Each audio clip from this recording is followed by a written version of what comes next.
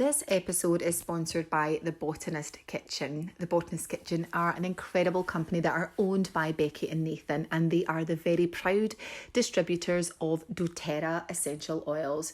And when you use a doTerra Essential Oil, you are using an oil that is pure with no contaminants, fillers or adulterations.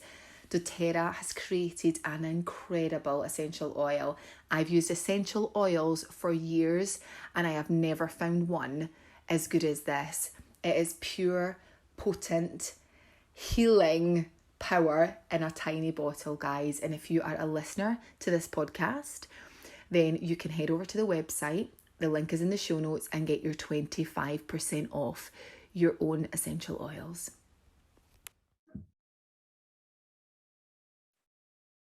Hi, and welcome back to She Loves Herself, the podcast, the grief season. And today I have with me the incredible Gemma Merna.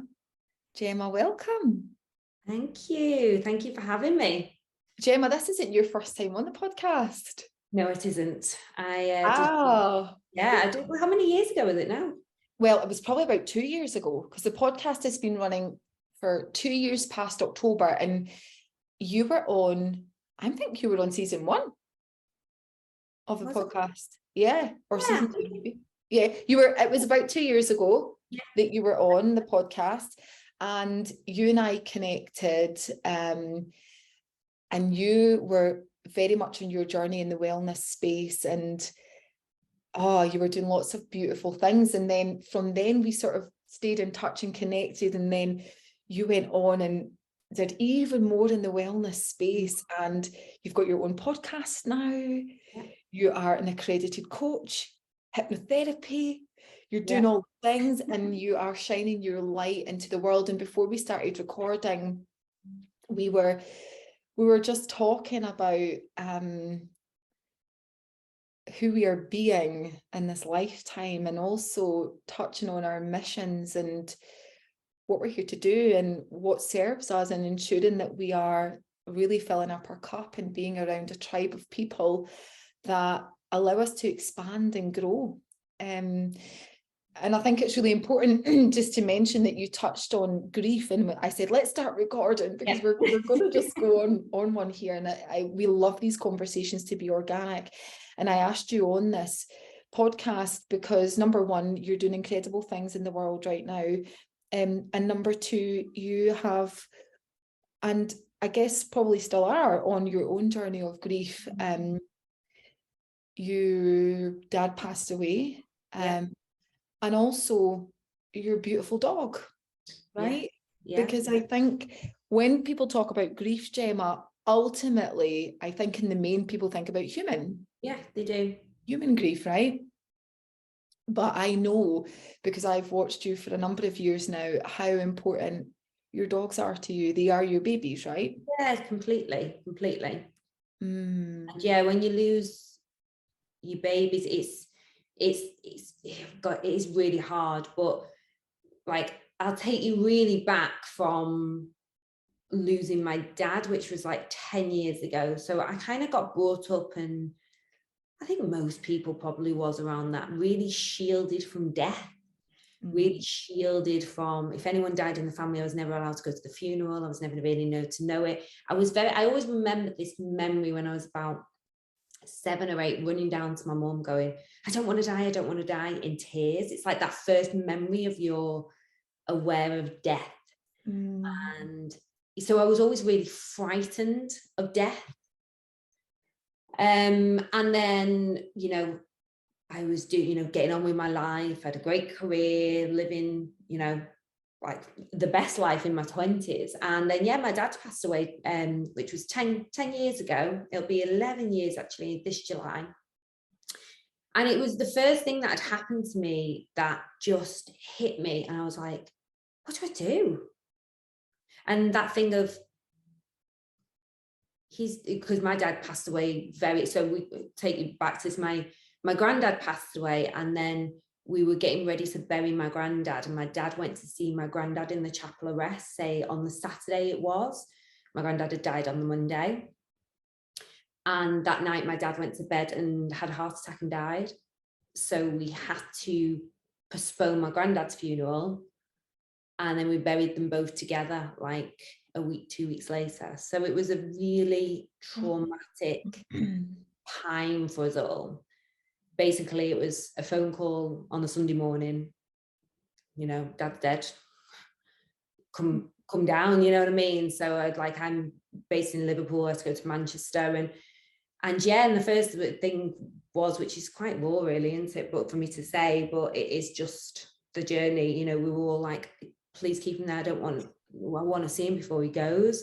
So then that's a hard thing, because you have that image in your head as well.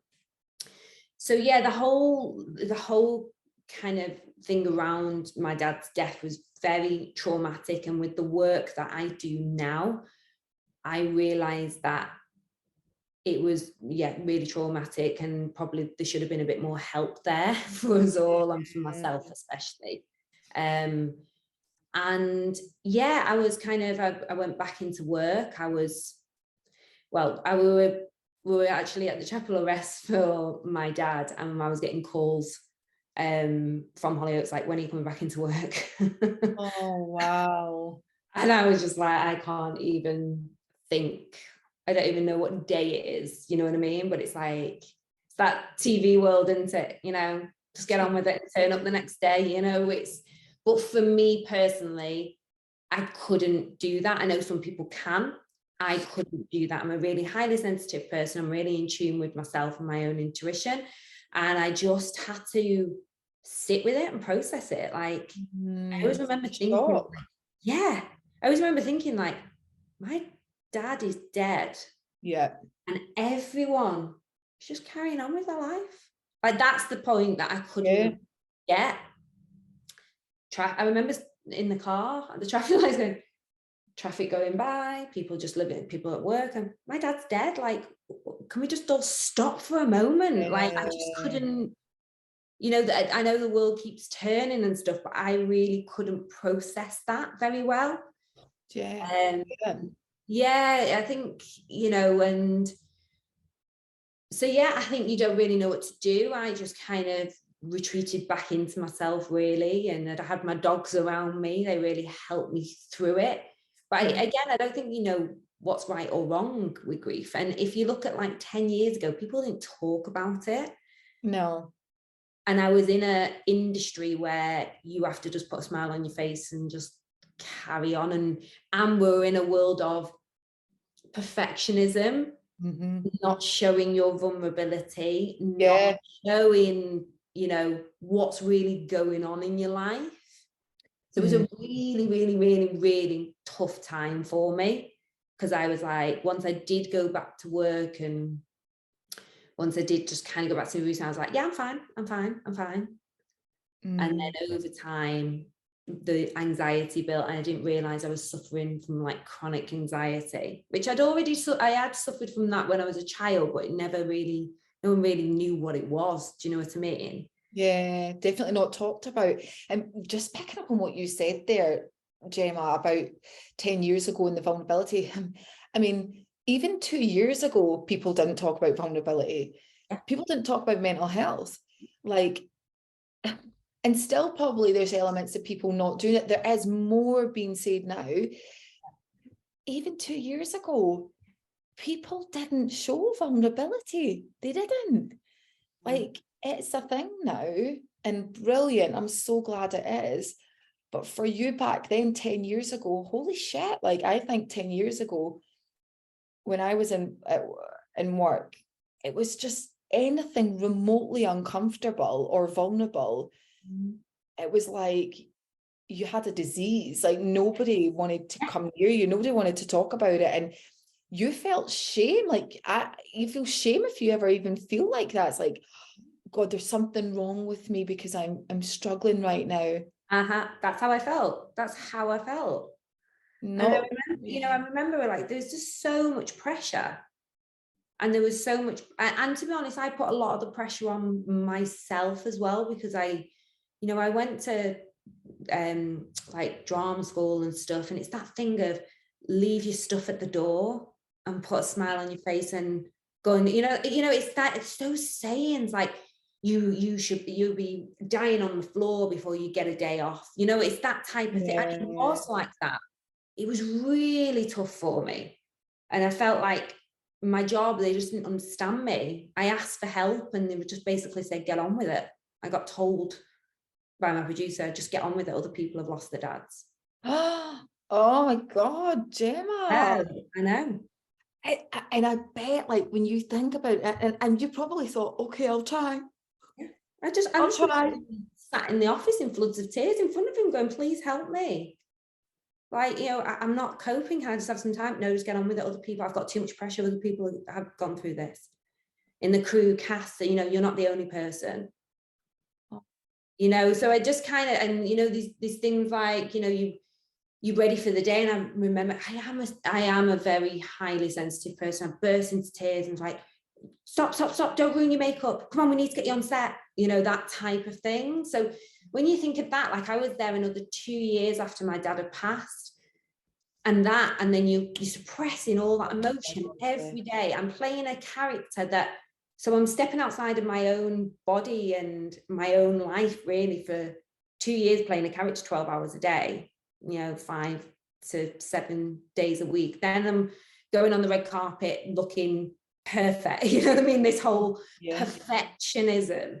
Then you're doing magazine, you know, like magazines asking me like about the death of my dad. I didn't want to talk about it. You know, I really didn't want to talk about it. But for some reason, when you're in that industry, if you go through something like that, you're expected to completely open up and sell your story. And I was like, I don't want to talk about it. Like, please, like, I cannot have some privacy. Yeah, oh God.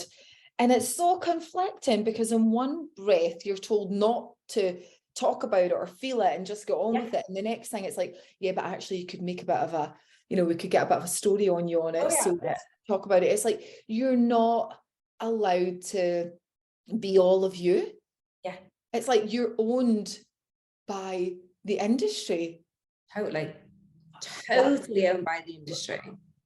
And that's why I'm so, you know what I mean? I kind of really value my privacy now. Like it's, because it was a real, you know what I mean? If you don't want to talk about it or something, there's nothing that they want you to do. You know what I mean? You're not used, no use almost. Yeah. Oh, wow. So it's really, it was a really, I think that the you know, the death of my dad was traumatic in itself, but I think the 2 years after it and the way that I dealt with it and processed it, it's just, you know, just kind of get on with it. Yeah, I'm fine.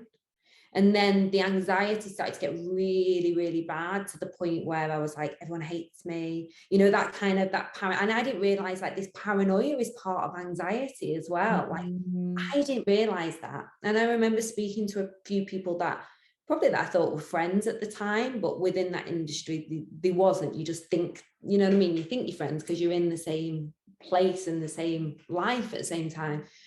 But, you know, just saying, oh, I'm worrying about this and that. And like, oh, no, I've never gone through that. Or no, I don't. Oh, no, it's so bad. Isn't it? Oh, you're weird. You're weird. Like, oh, so then you're, oh, I better not say anything. Then I am paranoid. It must be me. It must be me. Because, and it's bullshit, right? Yeah, it's like, and this is why I've created Mind and Wellness, for a load of people to come together and go, you know what, I've had a really rubbish week this week. I've really, like, my anxiety's been through the roof. I feel really down. I feel like everyone hates me. You know what I mean? Like, you know, that type of thing, to come into a space to speak and go, oh, you know what, we're going to have days, we're going to have weeks like this. And those thoughts that you've thought, they're normal, but we don't have to believe all the thoughts that we think in our head, you know. And this is why, because I always say I've created what I've created now, because at that time I felt like I didn't have like a community of girlfriends that were there. Do you know what I mean? So I feel like I wanted to create like this sisterhood of women to come together and could openly speak, non-judgmental, and have the support that they need and all the things in it that make you feel good, like meditation, breathwork, yoga, all that type of thing. But for me, my journey of all this started with my dad's death and grief, because it awakened me. because I didn't have a clue before that about it all. And what's really interesting, I'd love to touch on with you is, I'm going to say this and hopefully you get it, is the beauty that can come from death. Yes. Almost an awakening of who we are being and what our purpose is. Sometimes when death happens, it allows us to peel away those layers of inauthenticity almost. I totally agree, because that version of me back then was masks to perceive myself a certain way, to be, in the job basically, or for me to think, oh, well, they want this when I walk on the red carpet, or they want this when I play this character, or they want this. Where since going through the grief, I've stripped all that back, and now I'm at a point, and I keep talking about it, and I always think of you, Jill, actually, when I talk about it on my social media. Like, I feel like I'm my true authentic self now, and I really sit in that, and I really like the person that I am, because back then I had to leave my job because I didn't like the person I'd become. Really didn't like that person. That wasn't me, but I had all this armor on to protect me, but I didn't like the person. I had to leave to really find out who I was and who I wanted to become. I absolutely love that. And this is the thing about death and grief. When we go through something very traumatic, it changes us. Yeah. And often it can change us for the best. Now, that's not me saying that, oh, well, you're saying that, you're better now without that. No, it's not. It's actually, it changes you for the best, because you're met with almost identities. And it's like, well, who do I want to be now? Like, this is life. Like, this is, I have this opportunity to let go now of weight and identities of who I was being and how I was showing up in life.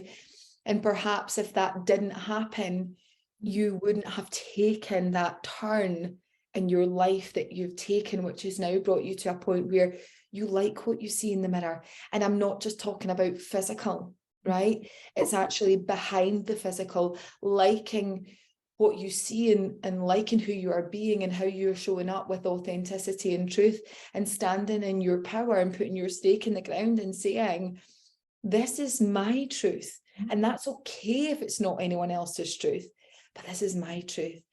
And when we can stand in that, that's freedom. Oh, of course it is. Peace. And you're right, I want to talk about what you said about, it doesn't mean that we don't have days where we feel like utter dog turd. It's called being human. Of course it is. Of course it is. But I just think, like, this is why I like to be really open about that and really honest about it, because it's like, we're all human beings. We all feel the same. At some point of our life, we have same experiences, we go through things, and I think if we can be more open about that, less judgmental, because how judgmental is society? Oh, I know.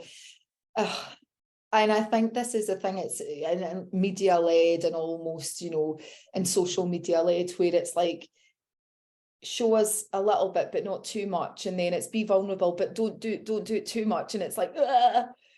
And it's so noisy and so confusing, because grief particularly is so unique to every individual, and what's not unique, unfortunately, is the judgment that comes with it, and how people think that you should show up with grief. Impacts people very, very differently. And for me, creating this season was all about speaking to different people about grief, and different ways of looking at grief. You said, Gemma, that death was never talked about. you were almost protected from it, yet it is the single thing that every single person will face. Yeah, definitely. But it's never talked about. You know, when you feel into grief right now, and obviously with your dad's passing 10 years ago, does it still impact you the way it maybe did before? Yeah, it's very bizarre, because obviously my dad passed such a, you know, I say such a long time ago, it feels like yesterday to me. And again, it's that saying, isn't it? Oh, you should be over it by now. Do you know what I mean? Like, people say things like that. Oh, it's been so long, but it never gets easier. Never gets easier. But I struggled with death and grief, and I've done a lot of hypnotherapy around this, and that's why I've gone on to do my hypnotherapy training myself, because I felt like it really helped me. But when I lost Phoebe, my first dog that passed away about a year and a half ago, all these feelings came up again of my dad's passing, and how I dealt with my dad's passing started to happen with Phoebe. Like, I didn't even want to speak about her. I didn't even want to post about, like, I put a post about, I didn't want to do that.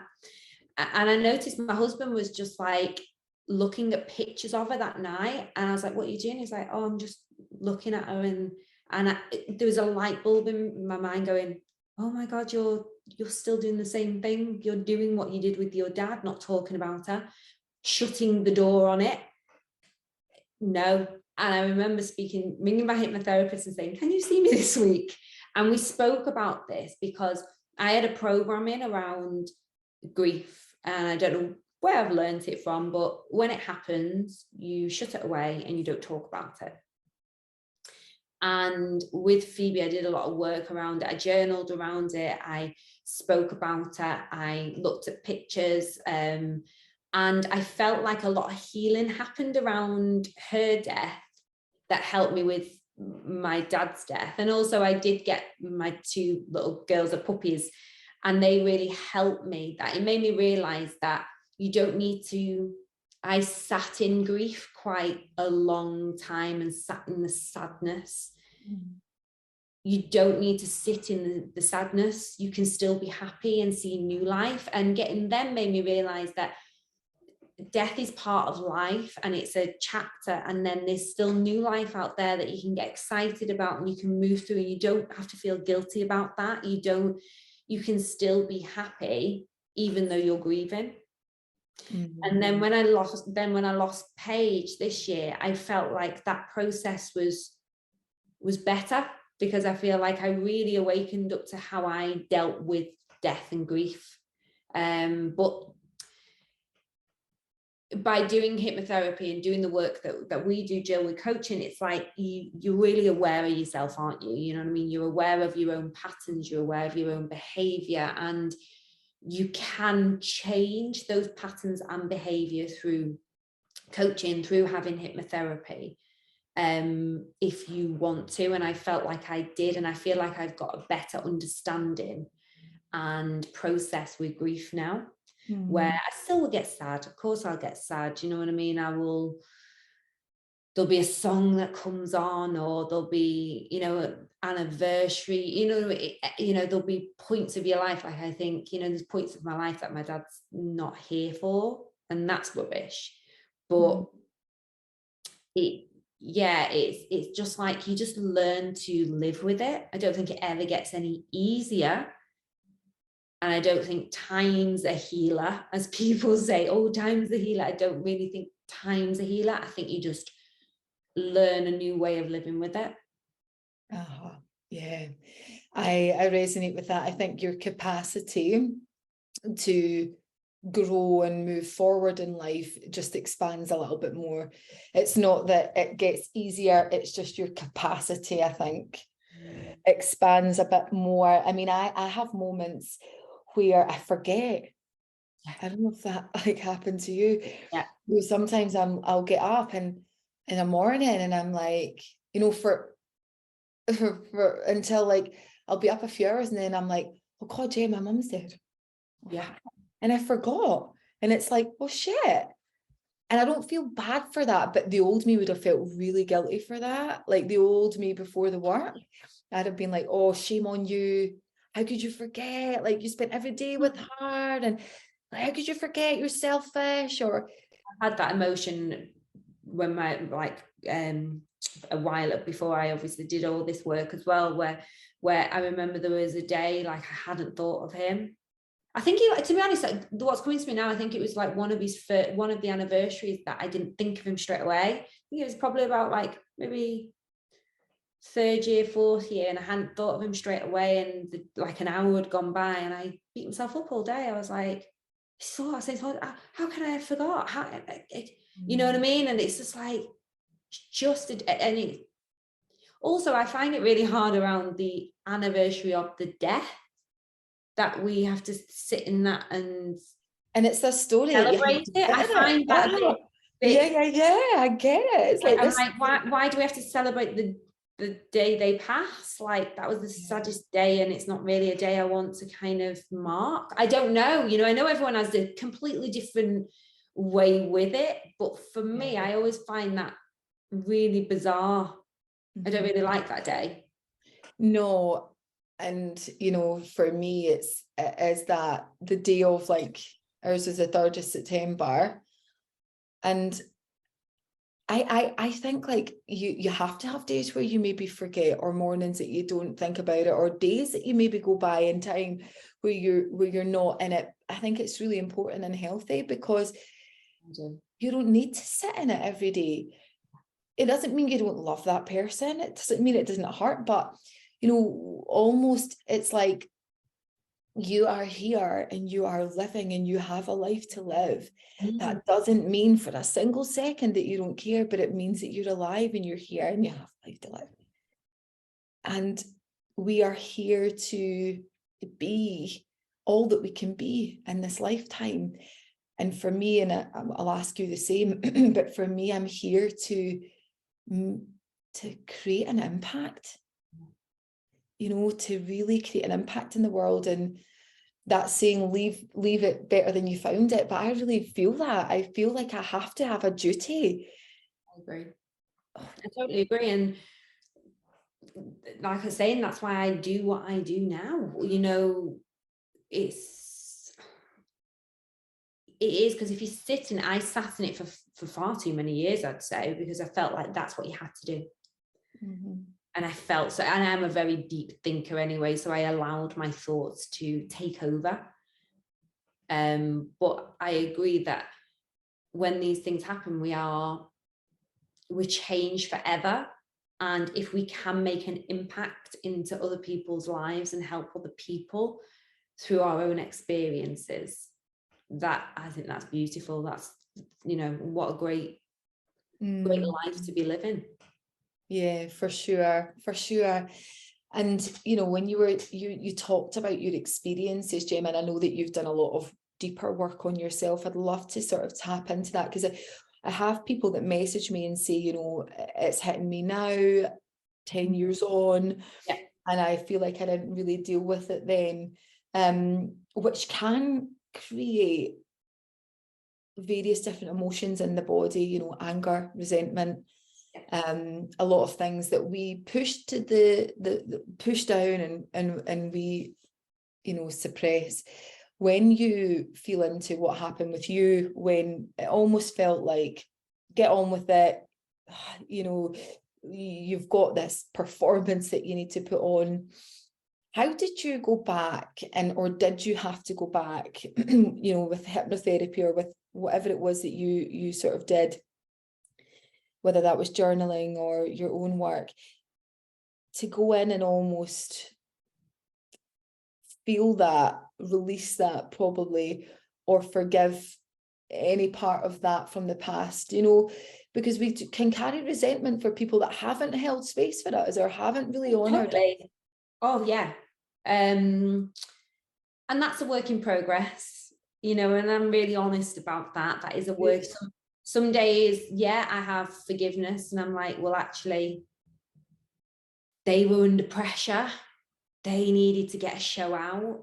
I probably was being hard work for them. You know what I mean? I know it's probably not fair for me, but I probably was being hard work for them, and they probably could do without it, my grief, my struggle, because they had to get a show on the air. You know, it's as simple as that. Like, it's like running a business, isn't it? You know, and you know, it's they have to get the whatever it is, they have to keep that business running.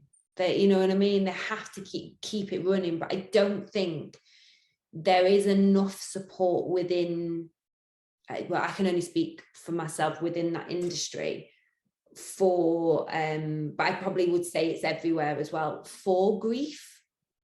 Because I do think in England, it is very much stiff upper lip. Someone's passed away, you bury them, and then you're over it, and then you're back to work, and then you just get on with life. And for me, I actually couldn't do that, because I'm really tapped into my thoughts and my emotions. And I was like, well, I just can't, I can't just get on with it. I tried for so long, but it made me ill, like with anxiety, like I said, and, you know, all these kind of my thoughts racing. And what I remember, it stopping me going, I need to figure out what is going on with me, like my body. I remember Cole was poorly, one of our dogs, and I shook for 24 hours. Couldn't stop shaking. My nervous system. Your nervous system, right? Shook. I just couldn't stop. I was freezing cold and shook for 24 hours. And I was like, this isn't right. But people I speak to now go, oh, that happens to me quite often. I'm like, does it not frighten you? You know, like for me, it frightened me. I was like, I need to really stop and figure out what is going on within me. And that's, you know, what opened up to the world that I kind of live in now. Yeah, I love that. So yeah, I think going back to the question, I think some days I'm like, yeah, I understand. I totally understand. And I have compassion for these people, because they did have to get a show on, or people don't want to be listening to other people's problems most of the time. You know what I mean? You don't, do you know what I mean? Some people don't, they've not got space for it in their own life, and I get that. But on then the other flip side of it was, God, you know, I've been there for so long. I was a valued friend. I was a valued member of a community. I seen it as like, God, if you couldn't give me that space or that time, I obviously didn't mean much. And that's fine. Do you know what I mean? But that was my decision to move on. That was my decision to kind of go, okay, no problems. That's absolutely fine. But, you know, I need to look after myself. I mean more to me. So I'm on. And if that was with friendships, because you lose a lot of friendships, I don't know if you've experienced that, but you lose a lot of I've lost a lot of friendships as well through the process of grief and leaving the show, because because it's not nice to be around sometimes, especially if you are sitting in it like I did. It's probably not nice to be around, because you're not that fun. You know, a lot of my friendships back then were built on, as we were talking then, you know, going out and going to events and drinking and stuff like that. And I was just a completely different version of me, and some people just don't want to be around that. Yeah, people don't have that capacity. And I think even going back, you know, years ago in that space, you know, it's like what I'm hearing, and I felt it in corporate as well a lot. You're just a number. It's like a machine. You are. You're not a human. And actually, to these people, they don't see you that way. It's like, next, you know, I have this show that needs to go out. And I don't think it was ever personal. And if it is personal, it's just like, you're an inconvenience. You're causing me stress. You have to leave. It's like we stop seeing the freaking human behind this. And perhaps you wouldn't have sat in it so long if you had been given. If it was been probably given about 6 months to just maybe just have some time away from playing a character that was very upbeat and happy, you know what I mean, which was great, but you like that 12 hours a day, and then you go home, you're like, oh. You know what I mean? And so maybe if if they give time. But you know what upsets me the most when I look back at that sort of thing is I was so well behaved as an individual. I turned up on time, I knew my lines, I won them the soap awards that they wanted to win, I went on the red carpets that they needed me to go on, I did photo shoots that I didn't want to do, and I've probably ruined my chance of getting other acting jobs now, you know what I mean, back in the day. But I did them to keep people happy. And that's something that you learn along the way. I do things now for me that, you know, but back then I did everything to keep everyone happy. And then when it was a time where I was like, I need some help, it was, you're an inconvenience. It wasn't, yeah. It's so sad, isn't it, when you think about it, and that is how people have been treated, and probably to a degree still continue to be treated. Yeah, things are changing now, but it's like you are a performer, and then it's like help.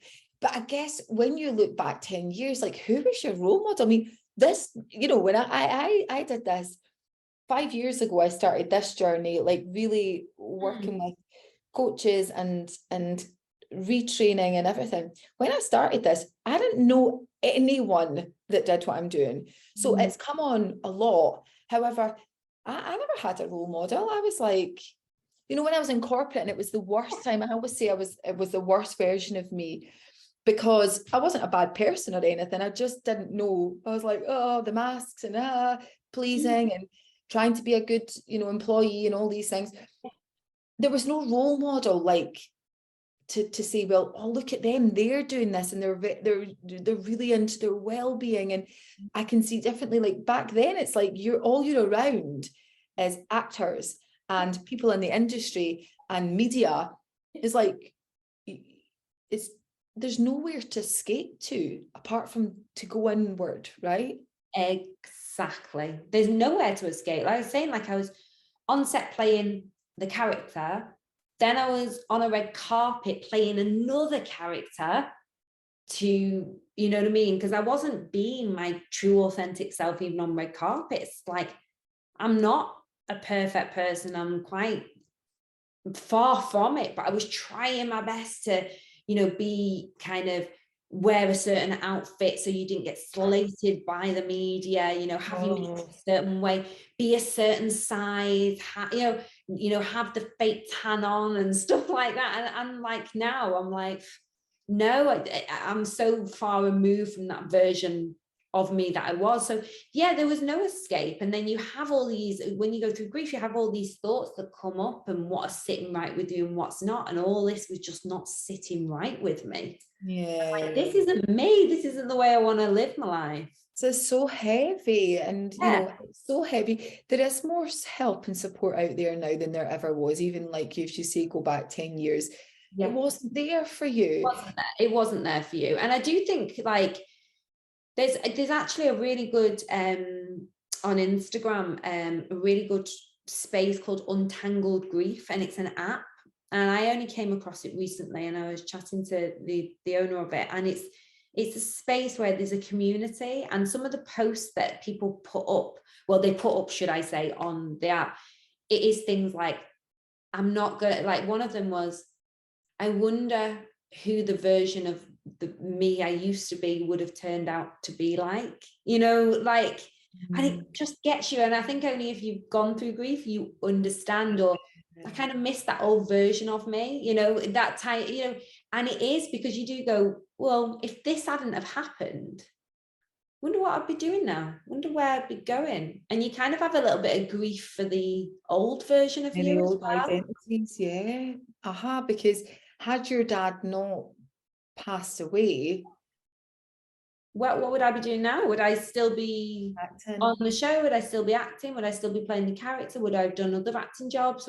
What would I be doing? What would my life look like? And I know you shouldn't say it's hindsight, you know, coulda, woulda, shoulda, but what would it have been like? Because it took me a good 10 years to heal, process, to go on a journey.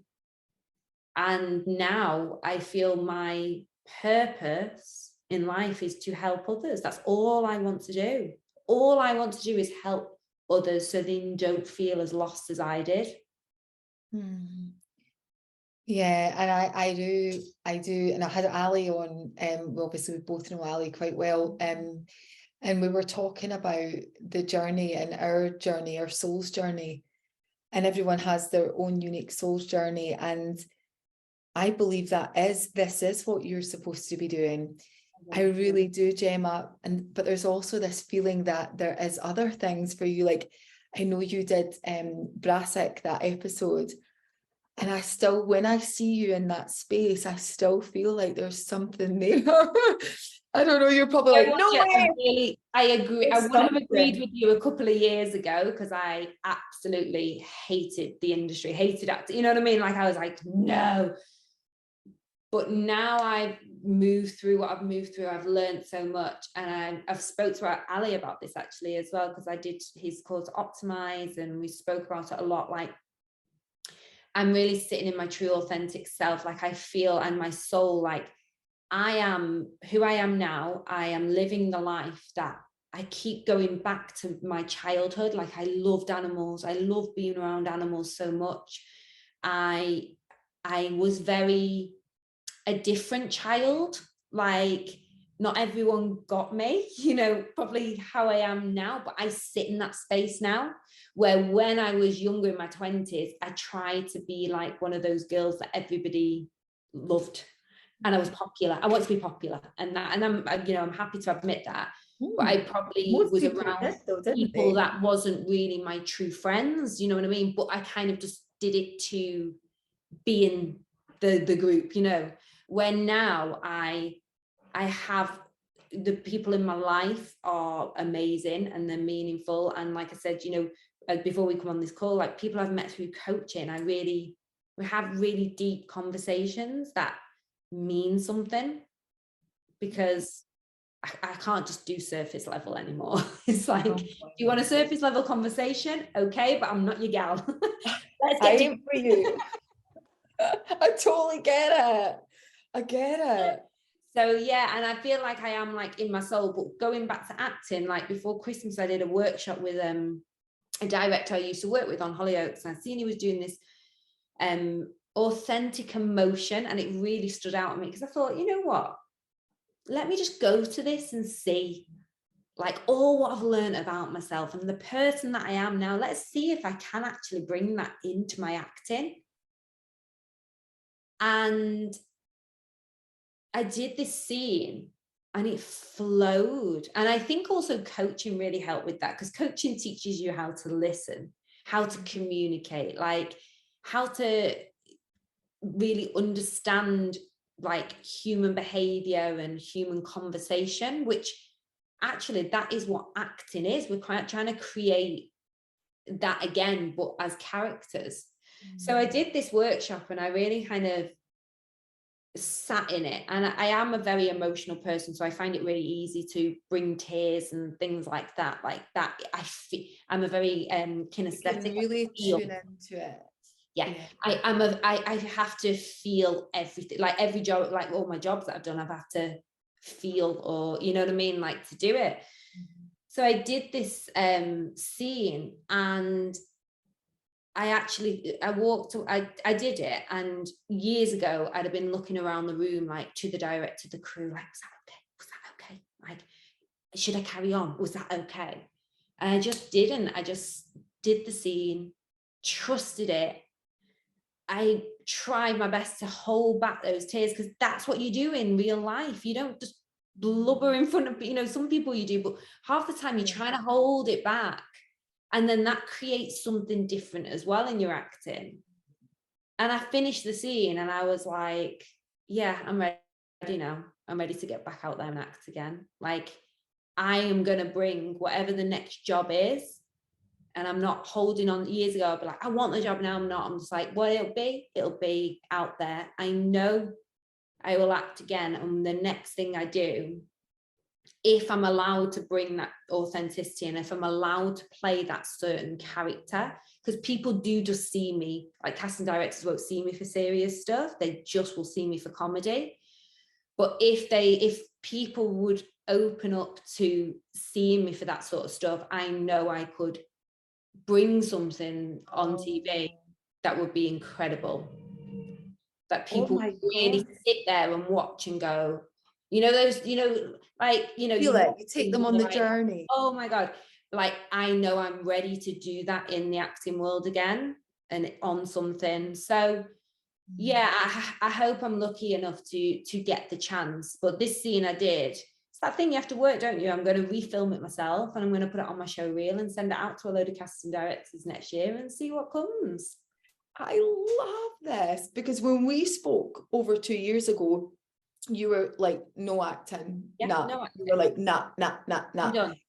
What growth that you have had by really being in your space and owning it and taking responsibility for who you are being and how you are showing up, and it is shining through. Like, I went on that journey when you spoke there.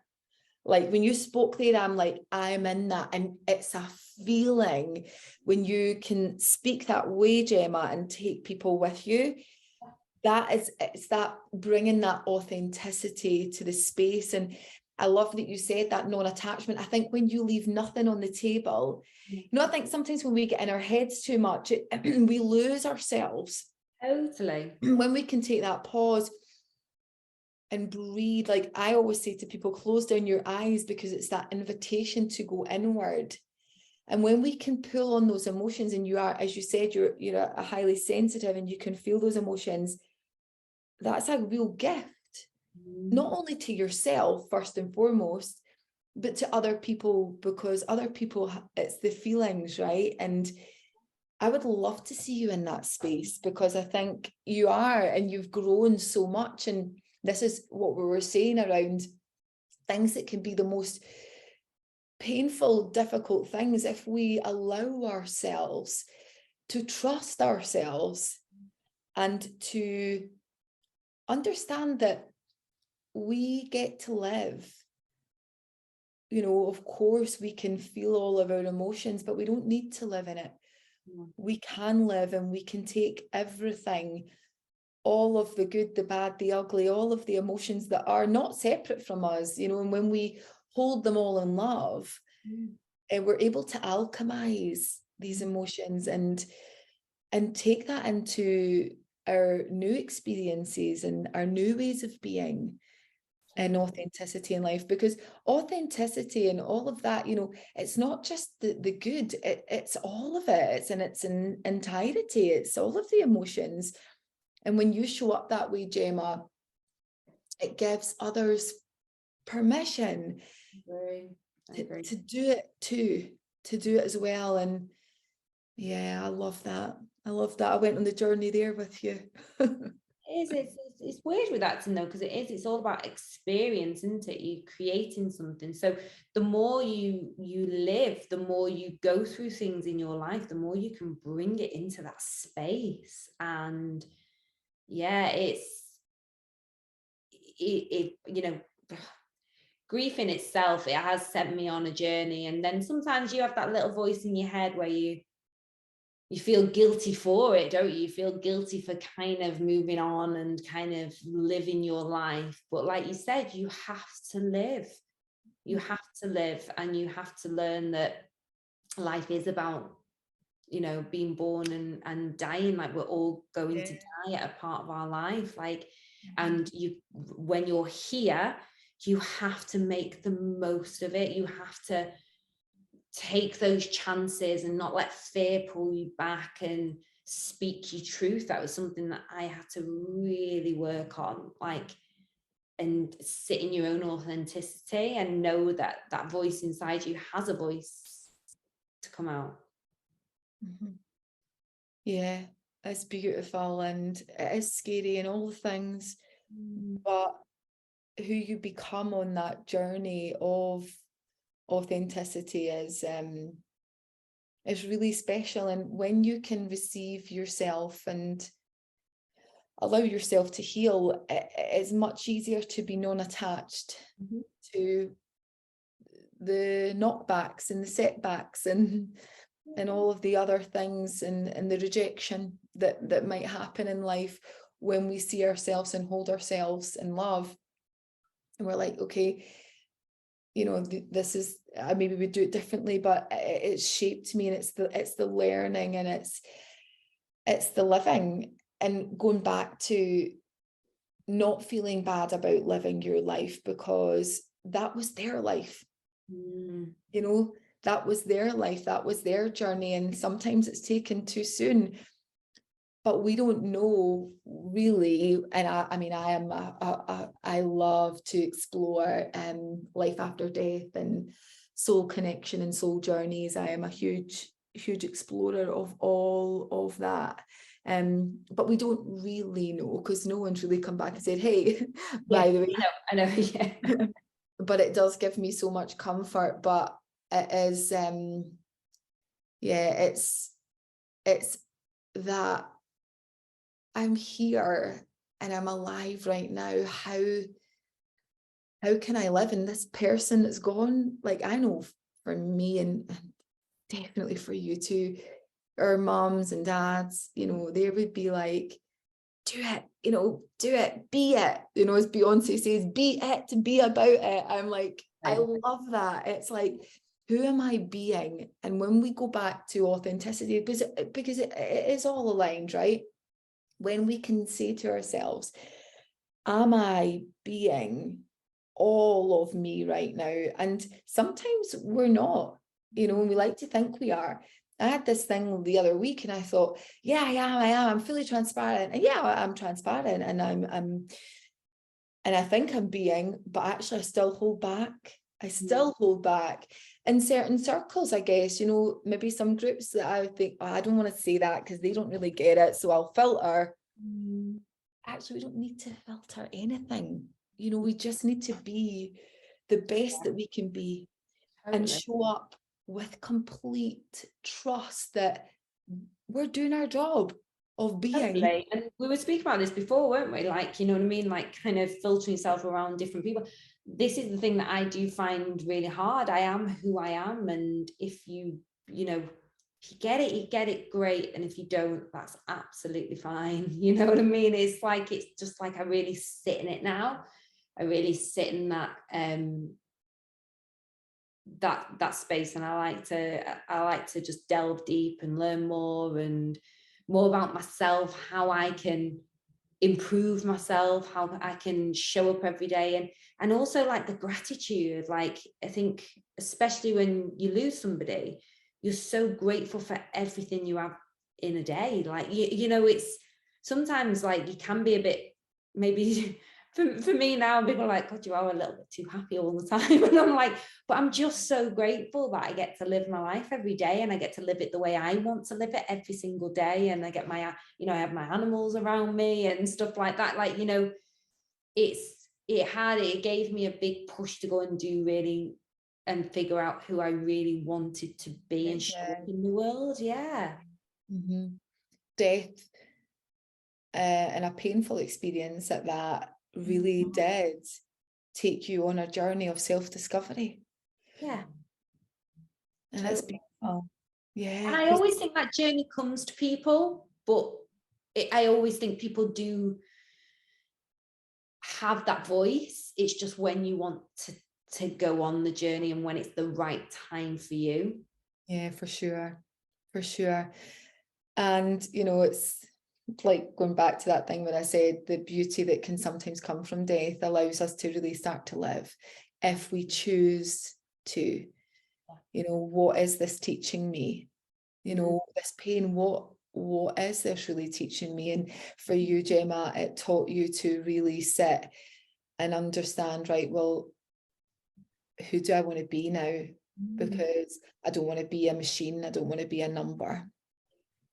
Well, to be valued. Like, we're all human beings, and we should be valued, and people should take care of us as well. Like, when we're, you know, we all go through times where it might be, you know, we need somebody to kind of look after us. And I think workplaces should do that for their staff. Yeah. I really think they should give that space to people. Like, if you're going through stuff, I understand they've got a business still to run and other stuff, and I totally see it from both sides, but sometimes just that, are you okay? Do you need anything? Give them, you know, just, I think that is the thing. And I think, you know, anyone who has a business, just always think of that and try not to get too wrapped up in the machine, because you never know what people are going through behind a smile, do you? Absolutely not. And I think if we talked about death and grief much more, it wouldn't feel as such a taboo thing that we need to feel that we need to hide from. And, you know, you sharing what you've shared today has been amazing, especially in this platform, in this space where people are grieving every day and they maybe don't have someone to just normalize it, because guess what? It's tough, but it is normal. It's happening every day. You go through every single emotion within one day.